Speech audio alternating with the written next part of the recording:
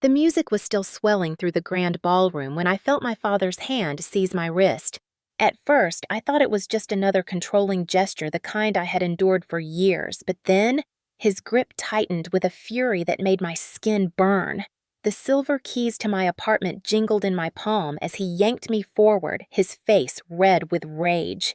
My mother stood on the other side of me, her nails digging into my forearm, her voice a hissed command that carried louder than the music. "Give us the keys! That house is not yours!" The scene was my younger brother's wedding. More than 150 guests had gathered, champagne glasses in hand, laughter echoing under the chandelier. I had thought the evening would be a chance to celebrate, to pretend for a few hours that we were a normal family. Instead, within seconds, it turned into a battlefield. My father twisted my wrist so hard that the metal keyring cut into my flesh. Pain shot up my arm, sudden and searing. I gasped, but before I could steady myself, my mother shoved me from the other side, pulling in the opposite direction. The crowd began to murmur. The string quartet faltered, the violin bow screeching across the strings. Then came the crack. It was not a soft sound. It was the brittle snap of bone, giving way, sharp and undeniable. My scream tore through the ballroom, silencing every voice, freezing every movement. I collapsed onto the polished marble floor, the keys scattering beside me. Blood trickled from my palm, where the ring of metal had sliced deep into the skin. The pain was blinding, radiating from my arm like fire. Yet what cut even deeper was the realization that my own parents had just broken me for the sake of a house. My mother bent down her pearl necklace, swaying forward, and snatched the keys from the floor as if they were treasure. Her voice, shrill and triumphant, rang across the room. "She does not deserve it. That house belongs to us." She lifted the keys in the air, her hand trembling with anger and greed. I lay there, clutching my broken arm against my chest, tears mixing with sweat on my face. The music had stopped completely. The only sound was my ragged breathing and the low gasps of the guests. Some lifted their phones half in shock, half in morbid curiosity. No one stepped forward, not my aunts, not my cousins, not even my younger brother in his tuxedo. He looked away, shame written across his face, but his feet stayed rooted to the floor. The world had shrunk to the pounding of my heartbeat in my ears and the searing heat of pain. I tried to push myself up with my good arm, but the cold marble was slick with drops of my own blood. The humiliation struck harder than the pain. My parents had not only broken my arm, they had broken it in front of every person who mattered in our lives. I wanted to believe someone would help. I wanted to believe one of those watching eyes would see me as more than a bargaining chip. Yet the silence pressed in heavier than the chandelier looming above. No footsteps hurried toward me. No comforting hand reached down. The crowd's silence was its own kind of violence. My father loomed above me, chest heaving, his eyes cold. "You brought this on yourself," he spat. "That house was never yours to keep." My mother clutched the keys to her chest as if they were proof of her victory. Together, they looked less like parents and more like predators who had finally cornered their prey. The pain in my arm pulsed each throb, a reminder that I had underestimated how far they were willing to go. A part of me still wanted to shout, still wanted to believe this was a nightmare I could wake from. But the sight of the guests standing frozen, their champagne glasses trembling in their hands, told me the truth. This was real. This was the moment my life split in two. I closed my eyes against the brightness of the ballroom lights, and a thought formed through the haze of agony. They had broken my body to take what I had earned, but they would not break my will. My own parents had turned against me, had chosen greed over love. But one day soon, the balance would shift. I knew it with a certainty as sharp as the pain in my bones. This was the last time they would ever see me fall without rising again. The ballroom had been built for celebration, for golden light and laughter, but in the wake of my scream, it felt like a mausoleum. The chandelier glimmered above me, refracting shards of light that seemed cruelly beautiful against the darkness flooding my chest. I cradled my arm, the fractured bone grinding whenever I shifted, but the sharper agony came from the silence. 150 people stood frozen, their faces pale, their eyes darting to each other, yet never to me. My mother stood clutching the house keys in her hand like a prize, her fingers bloodied from snatching them away. My father's voice thundered, carrying across the room like a verdict. "She does not deserve it. That house belongs to us." His words sliced through the silence, setting off whispers that rolled like low thunder around the edges of the room. Some guests lowered their eyes, pretending not to have seen, as though averting their gaze could erase the crack of bone they had all heard. Others raised phones discreetly, screens glowing as they recorded my humiliation. My brother sat stiff at the head table, the tuxedo that should have symbolized joy hanging on him like a disguise. He would not meet my eyes. He sipped from his glass as if the bubbles of champagne could drown his guilt. I wanted to call his name, to plead with him to see me, to remind him that I had once protected him from the very people who had just broken me. But my throat constricted with pain, and the silence swallowed the words. My chest heaved as I searched for a single ally among the crowd, but all I saw was discomfort. Some guests whispered to their spouses. Others shifted on their feet, caught between horror and cowardice. The music had stopped so abruptly that the air still carried its absence and ache where melody had been. My blood left streaks on the marble crimson against white, a grotesque reminder that this was not just a quarrel or a spat. This was violence, and yet no one moved. My mother adjusted her necklace with the hand that still clutched the keys, her voice shrill with righteousness. "She has been selfish for too long. She does not need that space. She does not need anything. We are the family that matters now." Her words echoed through the ballroom, drawing hesitant nods from a few relatives too fearful to challenge her authority. The silence was not just passive, it was complicit. Each second stretched into eternity, pressing on me like a weight I could not lift. I could hear the faint hum of the air conditioner, the shuffle of shoes as people adjusted their stance, the muffled sob of a child quickly hushed by a parent. No one dared to fill the silence with defense. Not one. I tried to pull myself upright, but the pain in my arm radiated into my chest. A cry slipped from my lips before I could swallow it back, raw and piercing. It should have drawn someone to my side, but instead, it only deepened the stillness, as if my suffering embarrassed them more than the cruelty they had just witnessed. My father's shadow fell across me, tall and unforgiving. He looked at me as though I were no longer his daughter, but a stranger who had stolen something sacred. "You are not welcome in that house anymore," he declared, his voice like iron. "You are not welcome here." My body trembled, not just from the break in my arm, but from the shattering of the last illusions I had clung to.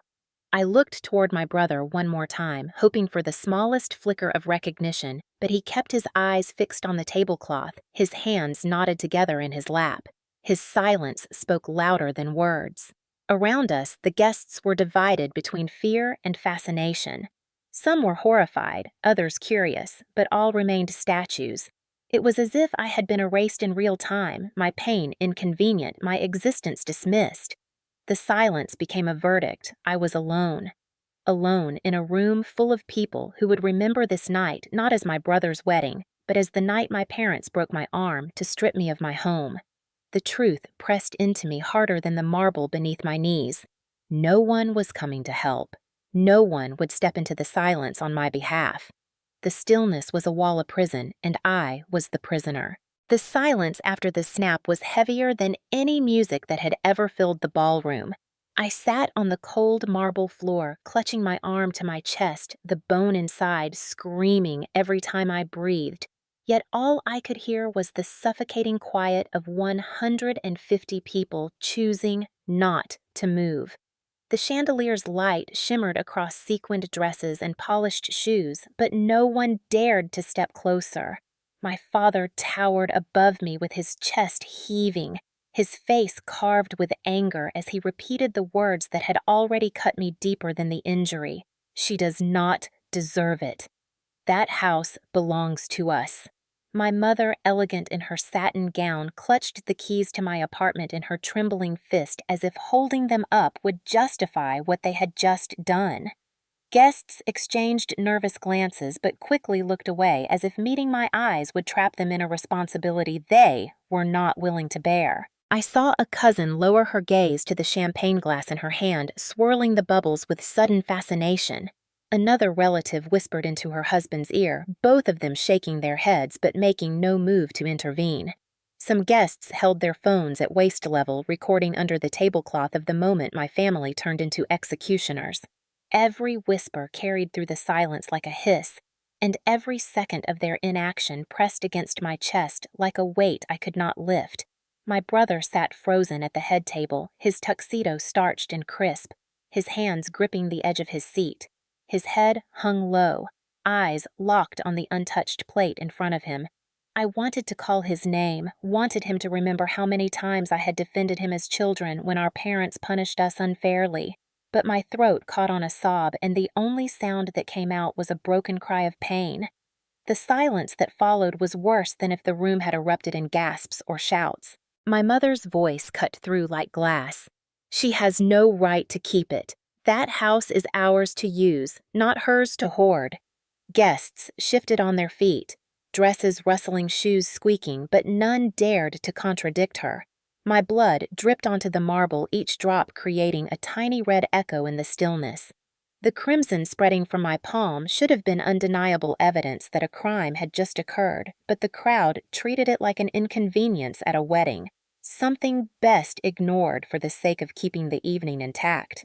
My father's shadow darkened my view as he leaned closer, his voice pitched low but carrying across the silence. "You are not welcome anymore. Do you understand? You are not welcome here." The words hung in the air like a decree, and the crowd accepted it by doing nothing. My breath came in short bursts, the pain threatening to drown me, but I forced myself to look around the room one more time. Not one hand reached toward me. Not one voice called out against them. Even the string quartet sat motionless, their instruments resting silent on their laps, eyes fixed anywhere but on me. The silence was not born of ignorance. It was born of fear, of convenience, of selfish calculation. To defend me would have been to risk the wrath of my parents, the hosts of the night, the gatekeepers of family reputation. It was easier for them all to pretend this was none of their business. I bit my lips so hard I tasted blood, trying to keep another scream from spilling out, because each sound I made seemed only to deepen their determination to remain still. The silence of that room became a second assault, one inflicted not by hands or fists, but by cowardice. In that suffocating stillness, I understood the truth. I was not just injured, I was abandoned, and every face turned away confirmed it. As I sat on the ballroom floor with my arm throbbing and the keys gone from my hand, a different kind of pain began pressing into my chest, one that had nothing to do with bone or blood. It was the weight of years, the weight of choices, the weight of silence I had carried because I believed endurance was the only way to keep my family intact. People will ask why I stayed quiet for so long, why I tolerated the cutting remarks, the dismissive gestures, the way my parents measured me against my younger brother, as though my life's worth was less. They will say no, adults should allow themselves to be humiliated, and especially not to be harmed. Yet the truth is, I had built my entire life on the belief that family meant loyalty. I had once been married, and when that collapsed in divorce 5 years earlier, I returned to my parents in the hope that they would be the anchor I had lost. When my husband left, taking with him the dream of stability I had worked so hard for, my parents were the ones who stepped in, or so I thought. They offered me dinners at their table, conversations in their living room, the reminder that I was not alone. That reliance grew until I convinced myself that no matter how cruel their words became, no matter how sharp their judgment cut, they were still my parents, and cutting ties would mean cutting myself adrift in a world already too harsh. And then there was my brother. He had always been the golden child, the one whose victories they paraded and whose failures they excused. I loved him fiercely despite that imbalance, and I feared that if I pushed back too hard against our parents, I would lose him too. He was my last link to the possibility of real family, the little boy I once read stories to when our parents shouted in the next room, the young man I had defended when bullies mocked him. To keep him in my life, I swallowed insults meant to belittle me. I absorbed blows to my pride, and I convinced myself that keeping the peace was more important than demanding justice. In my mind, every small humiliation became the price of keeping some version of family alive. It was not just weakness, it was desperation. I worked tirelessly to buy my apartment, pouring long hours and every saved dollar into securing a place that felt truly mine. But even then, I heard their voices telling me it was selfish to want independence. And though I bristled at their words, I did not fight as hard as I should have, because a part of me still hoped that my sacrifice would one day earn their respect, that endurance would be rewarded with love. I see now how naive that was. I endured because the alternative was unbearable solitude. After my marriage ended, the thought of alienating my parents and losing my brother's companionship was too heavy to contemplate. I endured because I believed that blood ties had a kind of sacred permanence, that no matter what they said or did, they could not take away the truth of who we were to each other. That belief chained me in ways I never admitted even to myself. So when people wonder why I let it go this far, why I sat through dinners where I was mocked, why I let them pressure me about my apartment without walking away, the answer is simple. I endured because I wanted to belong. I endured because I thought endurance was the only way to prove I was still worthy of being part of them. But on that ballroom floor, with my arm broken and my parents holding my keys aloft like spoils of war, the last illusions cracked. Endurance had not kept my family together. It had only taught them how far they could go in taking from me. When the throbbing in my broken arm forced my eyes closed, the pain became a doorway back into the years when this pattern had first been etched into me when I was too young to understand that love should not hurt.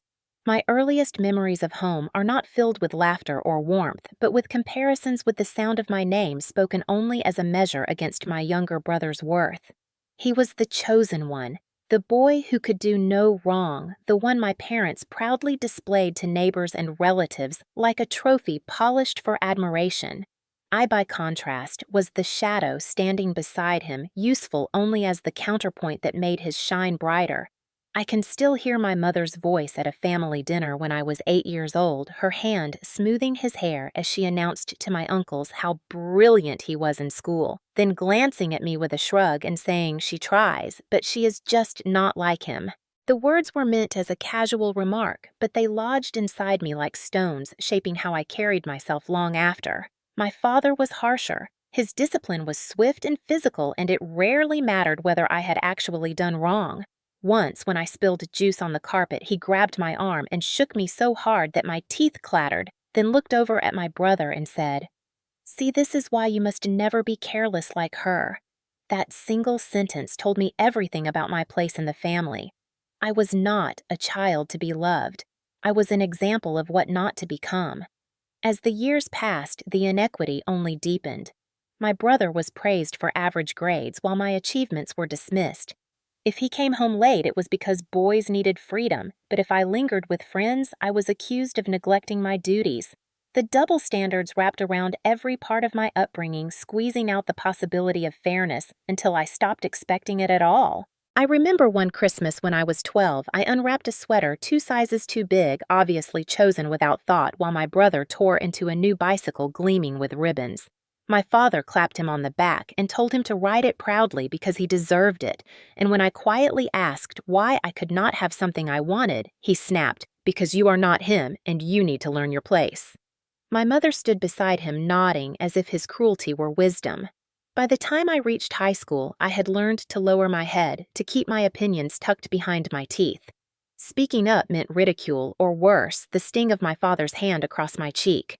There was one evening I will never forget when I dared to correct him at the dinner table, telling him gently that he had misunderstood something about my grades. His face darkened, and the slap came so suddenly that my ears rang for hours after. My mother's only response was to pass the potatoes and murmur, "Do not talk back, you know how he gets." In those moments, my brother would sit silently, sometimes smirking, sometimes just avoiding my eyes, but never once did he speak in my defense. I do not know if he was afraid, or if he had already absorbed the lesson that my pain was insignificant compared to his comfort. Either way, his silence cut just as deep as my parents' blows. Childhood became a cycle of enduring small humiliations that stacked into mountains. The way my father sighed when I entered a room, The way my mother corrected the way I sat or dressed, telling me to act more like a lady while laughing at my attempts to find my own style. The way relatives patted my brother's back and told him he would go far while glancing at me as though I was already a disappointment. These were not isolated wounds, but daily reminders that in my family's story, I was written as the supporting character to someone else's triumph. There were times I tried to push back. Once, when I was 15, I argued that I should be allowed to join a school trip abroad. My father's response was to call me ungrateful, to say that money should be reserved for my brother's future, not wasted on me. He shoved the application papers into the trash, and when I tried to retrieve them, his hand landed on my shoulder with such force that I staggered. The message was clear. My desires were not only irrelevant, they were offensive. Slowly, I built a mask of compliance. I smiled when expected, kept quiet when insulted, and trained myself to endure. Because beneath it all, I still clung to the fragile hope that if I was obedient enough, if I suffered in silence long enough, maybe one day my parents would look at me with the same pride they showered on my brother. That hope, twisted though it was, kept me tethered to them even as I grew older and should have known better. What I did not realize then was that endurance was not teaching them to love me. It was teaching them they could strip me of dignity without consequence. My childhood was not a series of isolated shadows. It was the blueprint for the night in the ballroom when their hands reached once again to take what was mine and no one dared to stop them. When I grew older and finally earned a steady income, I thought the balance would shift, that money of my own would buy me independence and respect. Instead, it became another chain, another weapon my parents learned to wield. In the beginning, it seemed harmless. My mother would call late at night with a soft voice, asking if I could lend a little to help cover an unexpected bill. My father would grumble about car repairs or taxes, his tone heavy with obligation that somehow became mine. Each time, I reached into my savings, telling myself it was temporary, that they would repay me, that this was what family did. But the repayment never came, and the requests grew bolder.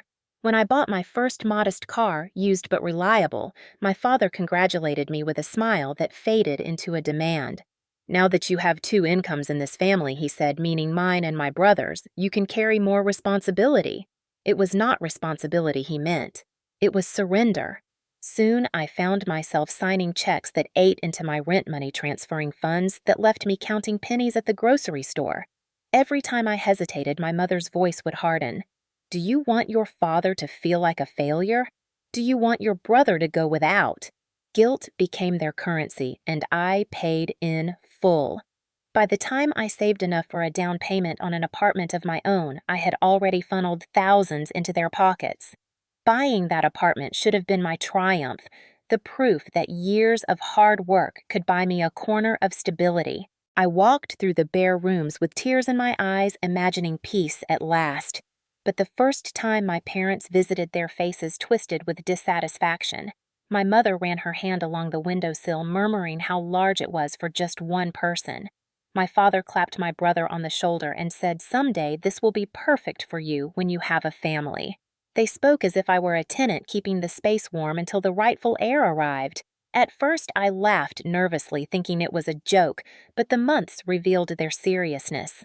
Whenever I refused to give them a copy of my keys, they accused me of being selfish.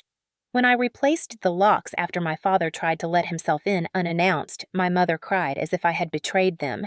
"Family does not lock family out," she wailed, but she never acknowledged that family should not barge in uninvited either. The pressure mounted in subtle ways. My father would sigh heavily at dinner and mention how difficult it was to manage the upkeep of their own house. My mother would shake her head and lament that I had so much space while they struggled. Then my brother, echoing their words, told me it would be practical to move back in with them and let our parents have the apartment since I did not really need it. Each comment was a brick stacked into a wall meant to box me in. When I resisted, they shifted tactics from guilt to intimidation. My father once slammed his hand on my kitchen counter so hard the dishes rattled, demanding that I consider what was best for the family. My mother whispered that people would call me ungrateful if I refused to help, that I would shame them in front of the relatives. They twisted every virtue I valued, turning kindness into weakness, loyalty into submission. I began keeping detailed budgets, tracking every cent I spent, terrified that another unexpected demand would strip me of what little security I had left. Even so, I continued paying small bills for them, hoping that appeasement would prevent escalation. But appeasement only whetted their appetite. The truth settled slowly and bitterly in their eyes. My earnings were not mine, my apartment was not mine, even my future was not mine. They spoke of everything I had built as though it belonged to the collective family. Yet when it came to their resources, the doors remained closed. My brother drove a car they could barely afford, financed by loans, but when payments came due, it was me they turned to. They insisted on hosting elaborate family gatherings, and when the bills mounted, I was guilted into covering them. When I protested, my father's face darkened, and my mother's tears flowed, each performance designed to make me surrender again. And surrender I did not because I did not know better, but because I clung to the hope that giving them what they wanted would finally win their approval. That hope became my prison, chaining me to a pattern of financial manipulation that left me drained and powerless. Looking back, I see how each check I wrote, each bill I covered, each compromise I made paved the way to that ballroom floor. The house keys my mother ripped from my hand were not just metal and plastic. They were the symbol of every sacrifice I had made, every dollar I had surrendered, every piece of dignity I had bargained away in the name of family.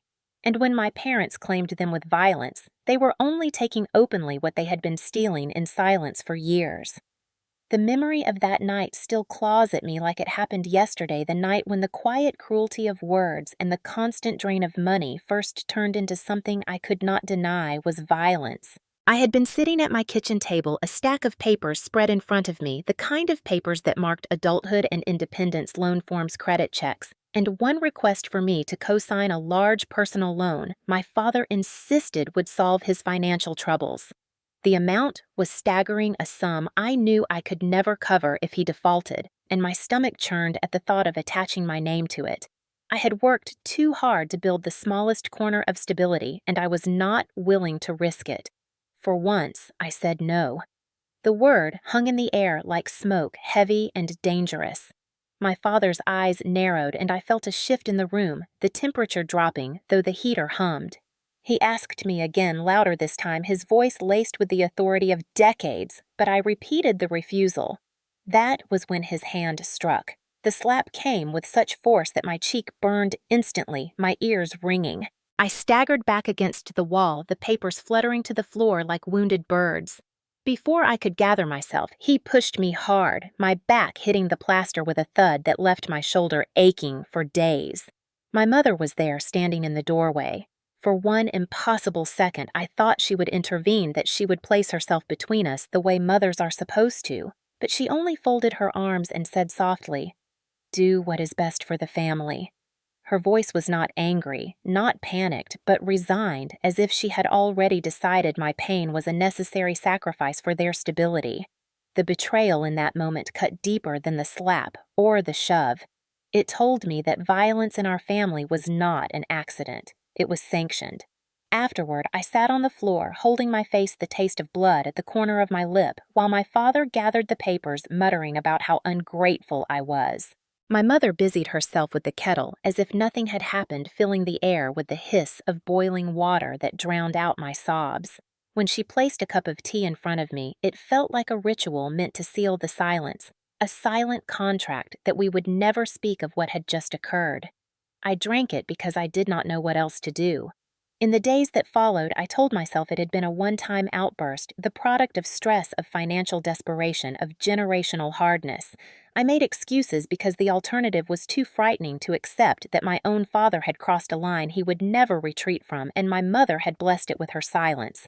But the truth of that night did not fade. It returned in flashes every time I saw his hand tighten into a fist, every time I caught her gaze steady and unblinking when I flinched at his temper. It planted in me the lesson that no was not safe in our family, that defiance could be punished, not just with withdrawal of love, but with bruises. From then on, I measured my words more carefully, softened my refusals until they sounded like apologies handed over money with shaking hands, 'cause the memory of that slap still rang in my bones. Yet inside, something else began to grow. a tiny ember of resentment, of recognition that what they demanded was not care, but control, that the debt they spoke of was not financial, but emotional, and it was a debt they intended to collect with violence if necessary. That ember smoldered quietly for years, hidden beneath layers of compliance, but it never went out. Looking back, I can see how that night set the stage for everything that followed, how it made the moment in the ballroom almost inevitable. Because once violence is allowed to enter a family unchallenged, it does not leave. It lingers, waiting for the next refusal, the next key held too tightly, the next spark of independence that must be crushed. The first violence was not just a slap or a shove. It was the breaking of an unspoken pact that parents protect their children. It was the revelation that in my family, protection flowed only one way upward to preserve their desires, never downward to safeguard mine. And once that truth rooted itself in our lives, every choice I made carried its shadow until the night they broke my arm to steal what they believed belonged to them. Lying in the hospital bed with my arm wrapped in plaster and my body aching from the collision with the marble floor, I stared at the ceiling tiles while the fluorescent lights hummed above me, and for the first time in my life, I felt the last tether of loyalty snap. The doctor had shown me the X-ray, the jagged white line across my bone, like a scar etched into glass, and explained that the fracture was severe and would take months to heal. I nodded numbly, but inside, the truth was clearer than any medical chart. My parents had done this. My own blood had broken me, and there was no excuse left, no story I could tell myself to soften the brutality of it. The nurse gently adjusted my sling, her eyes kind but cautious, and she whispered that she had seen many cases like mine, victims who called their injuries accidents when the truth was painted across their skin. For a fleeting second, I wanted to lie to pretend I had slipped, but the pain in my chest told me the time for lies was over. When she asked if I felt safe returning home, I shook my head, and the tears that spilled down my cheeks tasted of both shame and liberation. That night, as the morphine dulled the throbbing in my arm, memories replayed with agonizing clarity. Every insult, every manipulation, every blow that had been disguised as discipline or necessity. The weight of years crushed me, and yet within that weight something shifted. The belief that family was sacred dissolved under the truth that family had become my prison. I had endured because I thought endurance was survival. But survival without dignity was just another form of death. I realized that night that if I returned to silence, if I allowed them to steal not only my keys, but also my voice, then they would own me forever. The breaking of my arm became more than physical pain. It was a symbol, a violent declaration that they would destroy my body to control my future. And in that realization came fury.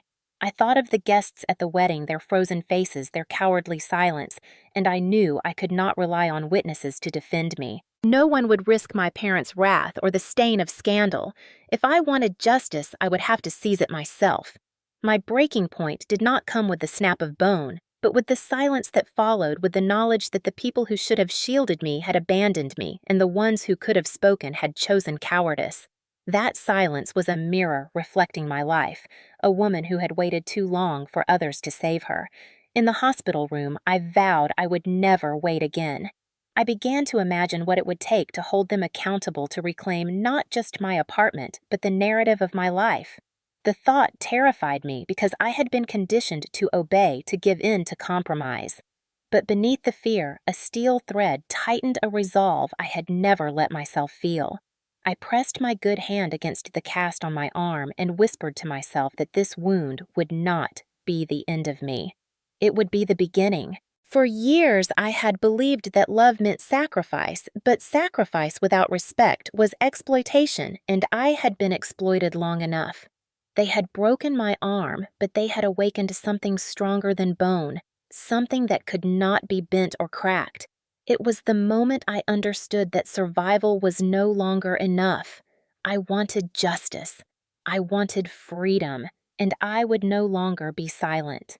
When I was discharged from the hospital with my arm bound tight in plaster and a folder of X-rays tucked into my bag, I knew that the next step of my life would not be about healing quietly, but about building a case. For the first time, I saw my pain not as a shameful secret, but as evidence, a weapon I could wield. I called an old friend from college who had gone on to become a lawyer, and though my voice shook as I explained what had happened, she listened without interruption, then said firmly that I had enough to take them to court. Her certainty gave me the courage I had been missing all my life. The first thing she asked for was documentation, so I began gathering it like a soldier preparing for battle. I requested copies of my hospital records, each page stamped with the truth of my injuries, detailing the fracture, the lacerations, the swelling that had required medical attention. I kept the x-rays close, their stark images proof of what my parents had done when words might be doubted. I saved the text messages my mother had sent before the wedding reminders to bring my keys subtle threats that seemed innocuous at the time, but now revealed intent. I dug through my phone and found voicemails from my father demanding access to the apartment, his tone dripping with entitlement, his words echoing the same accusations he had shouted in the ballroom. Every file I saved felt like a brick added to the foundation of a wall strong enough to stand against them. My lawyer guided me to collect witnesses, though I knew most of the wedding guests would prefer silence. Still, I identified a few who might speak. A cousin who had flinched visibly when she saw me fall. A waiter who had rushed forward only to be pulled back by another staff member. Even if they hesitated, their presence and their phone recordings could not be erased. I began to feel the weight of secrecy shifting into the weight of preparation, heavy but purposeful. Nights were the hardest, the throbbing in my arm keeping me awake, memories clawing at me with shame. But I forced myself to channel that pain into action. I began keeping a journal recording every detail I remembered from that night and every instance of manipulation from years past. My lawyer told me that stories mattered, that patterns mattered, that showing how long the abuse had stretched would strengthen the case. So I poured it all onto paper, the childhood slaps, the stolen money, the first violent shove against the wall, the financial demands that never ended. Each page was a reckoning, a confession I no longer kept locked in my chest. I also found allies I had not expected. My doctor, upon hearing that the injury had been caused by family violence, offered to testify if needed. A neighbor from my apartment building who had overheard arguments with my parents agreed to write a statement about the nights when their shouting spilled into the hallway. Even my boss, once I explained my absence from work, looked me in the eyes and said he would stand by me if character testimony was required. For so long, I had believed I was alone, but slowly I discovered that once I spoke the truth, people did not look away. Some even leaned in. The preparation was not only legal, but emotional. I had to unlearn years of silence to practice saying out loud that my parents had hurt me, that what they did was wrong. The words stuck in my throat at first, but repetition loosened them. Each time I spoke, the shame lessened, replaced by a steady anger that no longer burned chaotically but fueled me with clarity. I learned how to breathe through the fear, how to let the image of my parents snatching the keys no longer paralyze me but steel me. My lawyer coached me on how to stay calm when confronted, how to present the evidence without flinching. We rehearsed question scenarios, the possibility of facing them across a courtroom. The thought made my stomach twist, yet I knew it was inevitable. In secret, I began recording phone calls capturing my parents as they continued to demand the apartment, their voices unaware that each word became another nail in their coffin. I kept copies of everything in multiple places, afraid that if they discovered my plan, they would try to destroy the proof. My apartment became both a sanctuary and a war room, papers spread across the table, my casted arm resting heavily as I typed statements in labeled files. There were moments I faltered, moments I wanted to throw it all away and crawl back into silence. But then I would look at my arm at the cast that encased the fracture and remember the sound of bone snapping under their hands. That sound became my anthem. That sound reminded me why preparation mattered, why this battle was necessary. I was no longer the obedient daughter absorbing blow after blow. I was a woman gathering strength, building a fortress of truth brick by brick. And though fear lingered in the corners of my mind, resolve now stood in the center, unshakable. The invitation came under the guise of reconciliation, a carefully worded message from my mother that spoke of family unity and moving past misunderstandings. It was scheduled for a Sunday afternoon, a gathering of relatives and close friends at my parents' house. On the surface, it seemed innocent, an attempt to smooth over what had happened at my brother's wedding, but I had lived long enough in their shadow to recognize manipulation disguised as civility. They wanted to control the narrative to paint me as unstable, selfish, even delusional, and they assumed I would come unprepared, still fragile from the fracture in my arm. What they did not know was that I had been preparing in silence, gathering proof, rehearsing my words, building a case that no amount of denial could erase. I arrived with my lawyer by my side, her calm presence a reminder that I was no longer alone. The living room was crowded, uncles and aunts perched on the edges of couches, cousins leaning against the walls, neighbors murmuring near the back. My father stood near the fireplace, his posture tall and commanding, while my mother hovered close to him, the house keys glinting faintly on a chain around her neck as if to taunt me. My brother lingered nearby, avoiding my eyes. The air was thick with anticipation, the kind of tension that usually preceded one of my father's speeches. Sure enough, he cleared his throat and began his voice deep and deliberate. "We are here today because there has been a terrible misunderstanding. Our daughter has been confused, and her confusion has caused pain for this family." He paused to let his words sink in, scanning the room for nods for approval. My mother chimed in, her voice layered with false sorrow. "She believes we hurt her, but we would never do such a thing. Family does not harm family." The silence that followed was heavy, but before it could settle into agreement, I stood. The room turned toward me, surprise flickering in their eyes as they noticed the folder in my good hand, thick with papers, photographs, and records. My lawyer stepped slightly forward, not speaking yet, but making her presence undeniable. I took a breath, my chest tight, then said clearly, "You broke my arm for a set of keys. That is not confusion. That is truth." Gasps rippled through the room. My father's jaw tightened, but I continued before he could interrupt. I opened the folder and drew out the first X-ray, holding it high so that the dark line of the fracture was visible to all. "This," I said, "is the evidence of what you did to me at the wedding. The doctor's report confirms it was a fresh fracture caused by direct force." I turned to my relatives, my voice rising with each word. "You heard the snap. You saw me fall. You saw me bleed. And yet you stayed silent." Murmurs broke out, some faces pale with discomfort, others rigid with denial. My father barked, "She lies," but my lawyer stepped forward smoothly, producing certified copies of the medical records. "These are official," she said, her tone firm. "Verified by the hospital." My mother clutched the keys at her neck, her eyes darting around the room, but I was not finished. I pulled out my phone, queued up a recording, and pressed play. The room filled with my father's voice recorded weeks before, demanding access to my apartment, shouting that I was ungrateful, that I did not deserve to live there. Then came my mother's message, telling me to bring the keys to the wedding, her tone sharp, insistent. Together, their voices condemned them more thoroughly than I ever could. Relatives shifted uneasily, whispers rising. Some avoided my gaze, but others looked at my parents with something like suspicion. My father's face turned crimson. "Enough!" he roared, but I cut him off, my voice shaking yet strong. "No, not enough. You stole my money for years. You manipulated me with guilt. You struck me when I refused to give you more. And then you broke my arm because you could not stand that I had something of my own." My words cracked the silence open, and I saw heads nodding, cousins exchanging glances, aunts pressing hands to their mouths. The truth had begun to seep into the room. My lawyer laid out the printed text messages, passing them to those nearest. In them, my mother accused me of betrayal, demanded that I think of the family threatened, that I would regret withholding the keys. My father muttered curses under his breath, but the evidence spoke louder than his denial. Finally, I turned to my brother.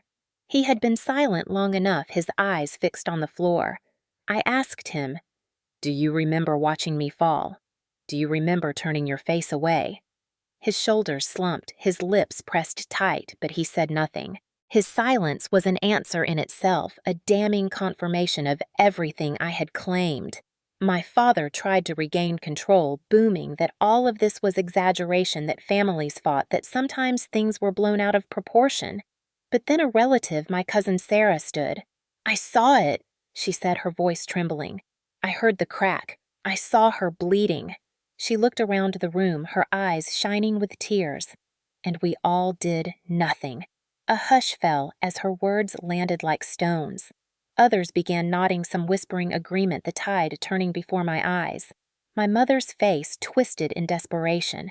She reached for Sarah, insisting that she was mistaken, but the weight of evidence had tipped the balance. The room was no longer hers to control. I held the keys of truth, now stronger than the metal ones they had stolen. I lifted the X-ray once more, my cast visible against the stark white of the image. You broke my arm for a house. You betrayed your own daughter for greed. And now the whole world will know.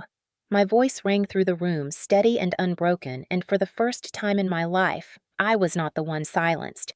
The power shifted palpable and irreversible, and my parents, once so commanding, stood small before the truth that had finally been spoken aloud. The moment the words left my lips, the atmosphere in the room shifted, as if the walls themselves had exhaled. For years, my parents had commanded authority. Their voices the loudest, their opinions treated as law. But now there was a crack in that facade, and everyone could see it spreading. My father stood rigid by the fireplace, his face purple with fury, but his words no longer carried the same weight. He opened his mouth to call me a liar, to thunder the way he always had. Yet the sound caught in his throat when he realized no one was nodding anymore. My mother's hands trembled as she clutched the keys at her neck, eyes darting from one relative to another, searching for a supporter, but each gaze she met slid away in discomfort or hardened into condemnation. The collapse did not come with a bang, but with silence, the same silence that had once abandoned me, now turning against them. My cousin Sarah's confession had broken the dam. More voices followed, timid at first, then steadier. I heard an uncle admit he had seen my father shove me at a holiday years earlier. An aunt confessed she had heard my mother screaming threats through the phone. Even neighbors who had been invited to lend weight to my parents' version of the story exchanged uneasy glances, their loyalty shaken by the evidence and the courage of others to speak. My father tried to reassert control, stepping forward with his chest puffed, but when he raised his hand to gesture, the movement looked too much like the violence everyone now believed him capable of. People recoiled, not in fear, but in disgust. The realization dawned across the crowd like a sunrise. The patriarch they had once respected was nothing more than a bully exposed. My mother attempted a different tactic, her voice breaking into sobs, tears streaming down her face as she cried that she had only wanted what was fair, that I had twisted everything against her. She reached out to the relatives closest to her, but they did not move to comfort her. They had seen the X-rays, heard the recordings, and now her tears felt like another manipulation. The weight of years of intimidation was finally lifting from their shoulders, replaced by the clarity of truth. My brother sat hunched in his chair, his head buried in his hands. For the first time, he looked not like the golden child, but like a man consumed by shame. He did not defend them. He did not defend me either, but his silence was no longer complicity. It was an admission of defeat.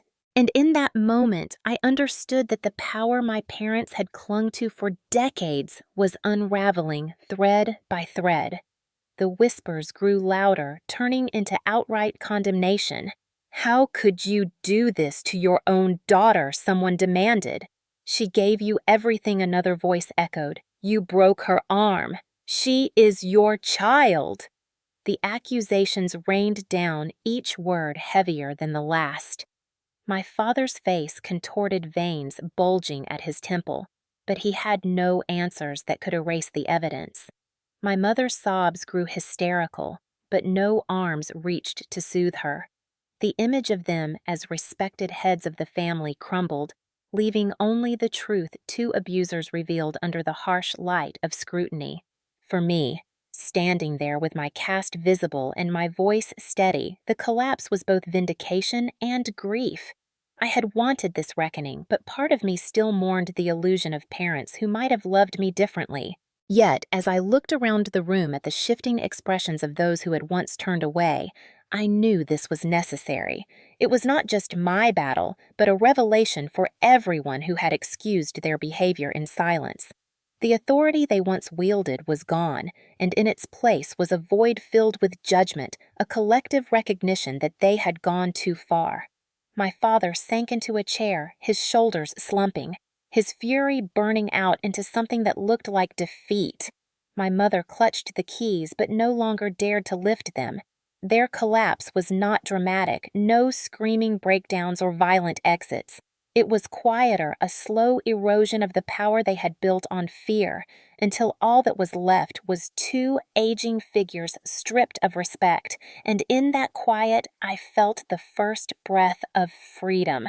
When the gathering ended and the crowd dispersed, the echoes of condemnation still hung in the air like smoke after a fire.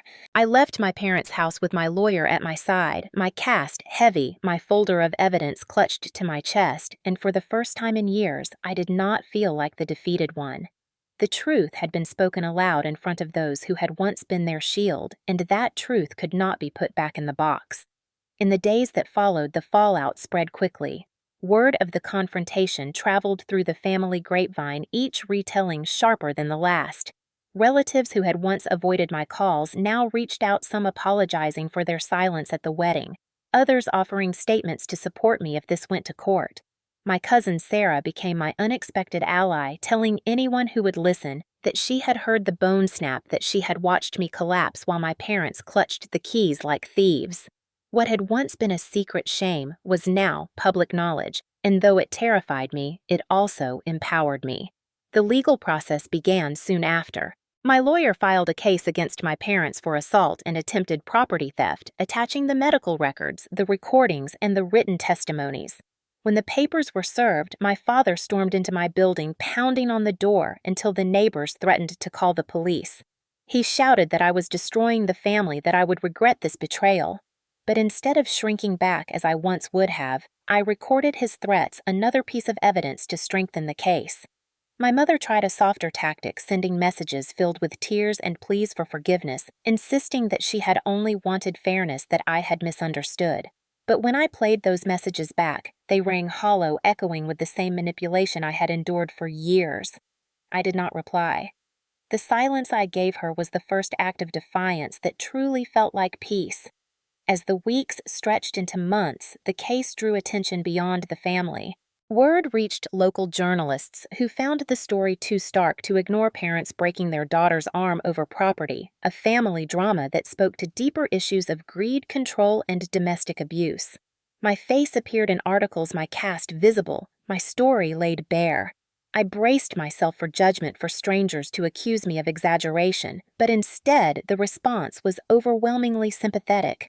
Letters arrived at my apartment from women and men who had endured similar betrayals, thanking me for speaking out, telling me that my courage gave them strength to confront their own abusers.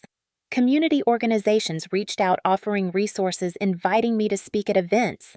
What had begun as humiliation on a ballroom floor became a platform, my broken arm, a symbol of resilience. Yet even as support grew, the emotional toll was immense.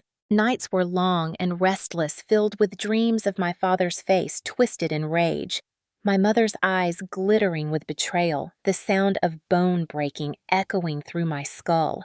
I woke sweating, clutching the cast, as if to reassure myself it had not just happened again. Therapy became a lifeline, sessions where I could finally unravel the tangle of guilt and fear, where I could say aloud the words I had swallowed for years. My therapist reminded me that healing was not just physical, that the fracture in my arm would mend faster than the fracture in my sense of belonging. She was right. I grieved the parents I never truly had, the family I had tried so hard to create from fragments of loyalty and hope. And yet each time I entered the courtroom, each time I faced them across the aisle, I felt the grief transforming into something sturdier, resolve. In court, the evidence spoke louder than any performance my parents attempted. The X-rays, the hospital reports, the recordings of their demands and threats, the testimonies from relatives and neighbors, all of it painted a picture that no denial could erase. My father's booming voice sounded desperate instead of authoritative. My mother's tears looked staged instead of sincere. Even my brother, when called to the stand, could not bring himself to lie outright. His hesitant words confirmed what everyone already knew: they had hurt me, and they had done it for greed.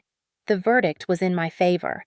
They were found guilty of assault and held accountable for their attempt to seize my property. It was not a sentence that erased the past, but it was a validation I had never thought possible. Standing outside the courthouse after the ruling, the sun warming my face, I felt lighter than I had in years. The fallout did not stop with the courtroom. Within the family lines were drawn. Some relatives cut ties with my parents, entirely unwilling to associate with them after the truth had been revealed. Others maintained a cautious distance, polite but no longer deferential. The authority my parents had wielded for decades was gone, stripped away not just by law, but by collective judgment. In the community, they became cautionary tales whispered about in grocery stores and avoided at social gatherings. The collapse of their reputation was thorough, a social exile they could not escape. For me, the aftermath was a mixture of liberation and sorrow. I no longer lived under their shadow, no longer bent under their demands, but the absence of family weighed heavy at times. Holidays were quiet, the seat at the table, once filled with noisy arguments, now empty. I mourned what could have been the love I had craved but never received. Yet in that emptiness, I also found space to build something new. I joined organizations dedicated to helping survivors of family abuse, lending my story to campaigns and speaking at events. Each time I stood before a crowd cast still visible during those early months, I felt the power of transforming pain into purpose. My broken arm had become more than a wound. It was proof that I had endured, that I had fought back, that silence could be shattered. And as I spoke, I watched others nod, tears glistening in their eyes, and I knew the fallout of my parents' cruelty was no longer just my burden. It had become a catalyst for change, a warning and a beacon. The aftermath was not only theirs to bear, it was mine to shape into something stronger than what they had tried to destroy. In the months after the verdict, life slowly rearranged itself into something unrecognizable, yet finally my own. The cast came off my arm, stiff and weak at first, but each stretch and small movement reminded me that healing was not just a dream. The scar inside the bone would always remain a reminder of the night my parents broke me, but it also became proof that I had survived. The physical recovery was measurable, marked in weeks and exercises, but the emotional recovery was a different journey, one that forced me to redefine what family meant and what love should look like. I stopped waiting for calls that never came, stopped hoping for apologies that were never offered. My parents had chosen their path, clinging to denial and bitterness, and I no longer felt compelled to follow them into that darkness. I realized that forgiveness was not a duty, that I did not owe them absolution for wounds they never acknowledged. Instead, I owed myself the freedom to live without their control. That freedom began with small choices. I redecorated my apartment, painting the walls with colors I loved, not caring if they would have called them foolish. I changed the locks again, this time, not out of fear, but out of finality, a declaration that no one would take this space from me again. I filled the rooms with friends who had become my chosen family people, who offered laughter, compassion, and respect without demanding anything in return. For the first time, my home felt safe. My voice also changed. Where once it trembled with hesitation, it grew steadier each time I told my story. I accepted invitations to speak at community centers, schools, and churches, sharing not just the details of what had happened, but the lessons I had learned. I told people that silence does not protect anyone, that loyalty should never mean surrender, that even parents can cross lines that strip them of the right to be obeyed. I saw the recognition in the eyes of those listening, the relief of people who had suffered quietly and now understood that they were not alone. Some approached me afterward, whispering confessions of their own, and I knew that my pain had found purpose. The moral of my story crystallized into something simple yet profound. Family should mean love, not ownership. Blood ties do not excuse abuse. The titles of mother and father do not grant permission to break bones or steal dignity. I had spent too long believing endurance was noble, but endurance without boundaries only feeds the abuser. What I learned painfully and irrevocably was that love requires respect, and without it, there is nothing worth preserving.